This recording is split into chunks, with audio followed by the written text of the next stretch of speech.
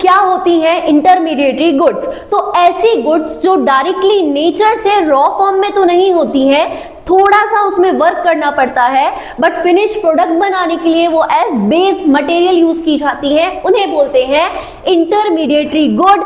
Intermediary good का जो use है या जो वैल्यू है वो कभी भी जीडीपी कैलकुलेशन में इंक्लूड नहीं की जाती है, क्योंकि वो ऑलरेडी किसी सब प्रोडक्ट के लिए बेस मटेरियल की तरह काम करती है। तो अगर हम एक एग्जांपल ले, तो अगर हमें बिस्किट बनानी है तो उसके लिए बेस मटेरियल शुगर और आटा है। अब अगर आप शुगर देखें तो आपको नेचर से डायरेक्टली नहीं मिलता है, वो शुगर केन से बनाया जाता है और उसके बाद उससे बिस्किट बनाया जाता है। तो इन दिस केस जो शक्कर होगा वो क्या होगा, जो शुगर होगी, that will be the intermediary good for the biscuit industry. Thank you for watching.